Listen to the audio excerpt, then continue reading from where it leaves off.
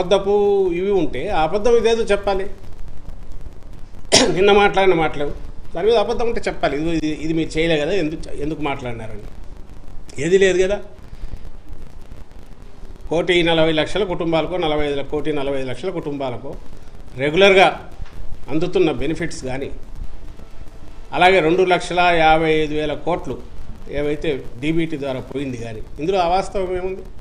మరి ప్రభుత్వం లెక్కలే అవాస్తవం అంటే ఇంకా అది అంతా అవాస్తవం, అంతా బ్రహ్మ పదార్థం అనుకోవచ్చు. కానీ దీన్ని ఎవరు డినై చేయలేదు కదా, కాదనలేని సత్యాలే కదా. అలాగే ఊరూరు సచివాలయాలు రావడం కానీ, నాడు నేడు కింద స్కూల్ బిల్డింగ్లు ఇది కావడం కానీ, ఇవన్నీ కూడా వాస్తవాలుగా ఏమవుతాయి? నువ్వు ఎక్కడ కాదనగలవు?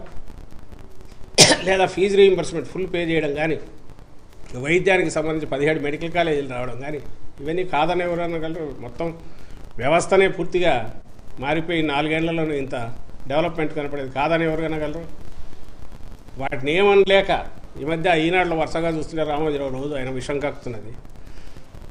నాడు నేడు కింద 100% అయిపోయినాయి ఎవరు అనలే, ఎక్కడ కాలేదో ఆ ఫోటో వేస్తాడు. మరి దీని సంగతి ఏంటంటాడు? అసలు నువ్వు ఏది చేయనోడివి? నువ్వు మీ నాయకుడు అని నేను రామోజీరావుని అంటున్నా. ఆయన నాయకుడు, లేదంటే ఆయన బానిసో, ఆయన అనుచరుడు చంద్రబాబు నాయుడు.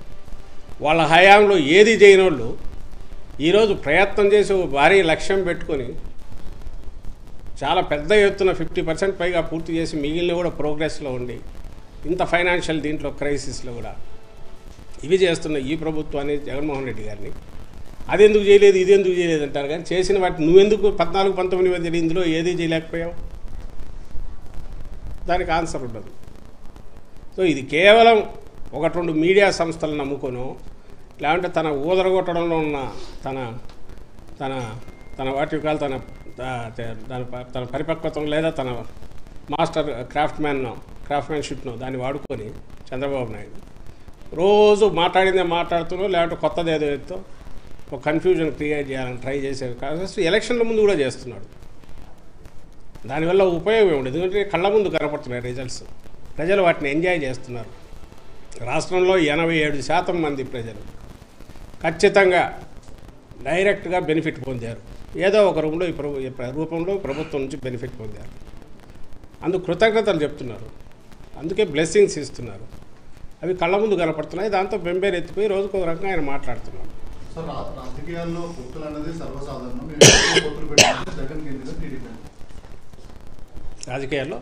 రాజకీయాల్లో పొత్తులు అనేది సర్వసాధారణం. మేము ఎవరితో పొత్తులు పెట్టుకుంటే జగన్ కింద టీడీపీ. నాకెందుకు? తను చెప్తున్నాడు కాబట్టి, మేమే పవర్లోకి వస్తున్నాము కాబట్టి, జగన్మోహన్ రెడ్డి గారు ఇంటికి వెళ్ళిపోతున్నారని అంటున్నాడు కాబట్టి, ప్రజలు ఆయన చిత్కరిస్తున్నారు, పంపేస్తున్నారని అంటున్నాడు కాబట్టి, మరి అంత నీకు ధీమా ఉంటే నీకు పొత్తులు ఎందుకు అని అడుగుతున్నాం. మా అంతటా మేమన్నా ఆయన ఇష్టం ఎంతమంది కన్నా పెట్టుకోండి.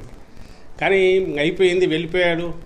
ఇప్పుడు ఇంతకుముందు ఆయన పవన్ కళ్యాణ్ అన్నాడని ఎవరు అన్నారు, ఏది మేమే అధికారంలోకి వస్తున్నామని. అంత అధికారంలోకి వస్తామని ధీమా ఉన్నప్పుడు, ప్రజల్లో జగన్మోహన్ రెడ్డి గారి పట్ల ఇంత వ్యతిరేకత ఉందని ఆయన అనుకుంటున్నప్పుడు, ఇంక పొత్తులు ఎందుకు? నేరుగా తగలొచ్చుగా. ఆ సీట్ల దగ్గర అంత గందరగోళం ఎందుకు? తన తమ్ముళ్ళను అంత ఇది ఇబ్బంది పెట్టడం ఎందుకు? తను నమ్ముకున్న వాళ్ళను తనకు లేదు కాబట్టి, ఇంకో పక్క బింకాలు పలుకుతున్నాడు కాబట్టి, ఏదో ప్రగల్భాలు పలుకుతున్నాడు కాబట్టి ఆయన అడుగుతున్నాం. మరి నీకు అంత ఇది ఉంటే పొత్తులు ఎందుకు ఆయన నీకని అడుగుతున్నాం. అధికారంలోకి వస్తే జగన్ ఆస్తులు మొత్తం ప్రజలకు పంచి పెడతాం. నేను వాళ్ళు అధికారంలోకి రానివాడు ఏమైనా మాట్లాడచ్చు. 14-19 మధ్య వాళ్ళే అధికారంలో ఉన్నారు. అంతకుముందు తప్పుడు కేసులు వాళ్ళే పెట్టించారు. ఈ అధికారంలోకి వస్తే అన్నీ తీసుకొని పంచుతారు. ఈ పొద్దుపోని మాటలన్నీ ఎందుకు? ఆయన ఆస్తులు ఎవరు ఇటు పంచలేరు. 2 ఎకరాలు 1/2 ఎకరా నుంచి అక్కడికి ఎదిగినాడు లక్షల కోట్లలోకి. అవన్నీ మేము పంచుతామంటే కూడా అంతే అసంబద్ధంగా ఉంటుంది. జగన్మోహన్ రెడ్డి గారు నేను వస్తే అవన్నీ పంచుతానంటే ఎప్పుడు అనలా జగన్మోహన్ రెడ్డి గారు. అవి ఎలాగో రామనే ధీమా, ఇంకోటి వచ్చినా ఏం చేయలేరు అనేది ఒకటి. అక్కడ ఏమున్నాయనేది అన్నీ రికార్డెడ్గా ఉంటాయి. ఒకవేళ చంద్రబాబు నాయుడు ఉంటే వాళ్ళ పెట్టుంటాయో, జగన్మోహన్ రెడ్డి గారివి అట్లే ఉంటాయి, ఇంకొక నాయకుడివి అట్లే ఉంటాయి. అవి రికార్డెడ్గా ఏమున్నాయో అవన్నీ ఆస్తులు అవుతాయి. వాటిని ఒకటివి ఇంకోటి లాగి పంచడం, ఇంకోటి అనే అసలు ఆ ఊహనే ఎందుకు వస్తుందో వాళ్ళకి అర్థం కావట్లా. ఉంటే వాళ్ళకుంది ఇది నియంత లక్షణాలు, లేక లోపల ఆ కోరికలు, మేము వస్తే అది చేయాలి ఇది చేయాలని తాపత్రయం. అది ఏమీ చేయలేని వాళ్ళు, అసమర్థులు, నోటుకొచ్చేట్టు మాట్లాడే ఇవి తప్ప వాటికి ఆచారత్వం ఉంటారు. దాన్ని అంతకుమించి దానికి వాల్యూ కూడా లేదు.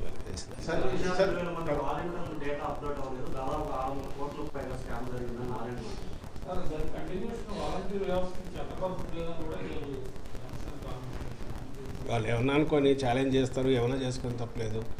కానీ ఏ డేటా 1,02,000 మంది వాలంటీర్లు డేటా లేదు, 617 కోట్లు అవినీతి జరిగింది వాళ్ళ పేరు మీద, దానికి చట్టపద్ధతి లేదు, దీనికి ఏం సమాధానం చెప్తారు వైసీపీ?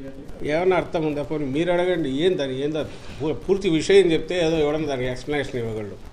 ఎక్కడ లేదు 670 కోట్లు ఎక్కడ అవినీతి జరిగింది? అదే ఇంతకుముందు ఒకసారి నాదెండ్ల మనోహర్ అనే వ్యక్తి చెప్పాడు, పెన్షన్లలో అవినీతి, పెన్షన్లు కిందికి పంపడం ద్వారా లేని పెన్షన్లకు ఇన్ని కోట్లు తినేశారని. అసలు సాధ్యమేనా? ఇప్పుడు 3,000 అయింది, అంతకుముందు 2,700 అయ్యి 3,000 పెన్షన్ ఇంటింటికి పంపించి క్యాష్ వసూలు చేసుకుని వెనక్కి తీసుకోగలరా? గవర్నమెంట్ అట్లా చేయగలరా? ఒకవేళ అట్లా చేయగలిగితే 14 ఏళ్ళు ఆయన అదే చేసినాడా? అంతకుముందు ఉన్న ప్రభుత్వాలు, ఇప్పుడు కేంద్రంలో ఉన్న ఆ ప్రభుత్వము లేదా మిగిలిన రాష్ట్ర ప్రభుత్వాలు అదే చేస్తున్నాయా? ఏ ప్రభుత్వం అయినా చేయగలదా? ఇవన్నీ ఎవరికి ఇది చేయాలని? కేవలం మీడియా ఉంది చేతిలో, ఆ పచ్చ మీడియా ఒకటి ఉంది, వీళ్ళు ఏం కూస్తే అది రాస్తారు, లేకుంటే అది వేస్తారు. అవన్నీ పట్టుకొచ్చేసి జనం కన్ఫ్యూజ్ కావడం వాళ్ళ ఆశ. కానీ జనం చూడరా, వాళ్ళకి ఆ మాత్రం తెలియదా? వీళ్ళ ఇంగితం లేని మాటలో వాళ్ళకు లోపల ఉండే ఇదంతా బయటకు ఎక్కడం, ఏవైతే చంద్రబాబు నాయుడుకి లక్షణాలన్నీ ఉన్నాయో అవన్నీ జగన్మోహన్ రెడ్డి గారికి ఆపాదించాలని చూస్తున్నారు. అవన్నీ ఆపాదించేటట్టు చూసుకొని రాయడము. దానికి మొన్నెప్పుడో నాకు నవ్వు వచ్చింది లోకేష్ అతను మాట్లాడుతుంటే.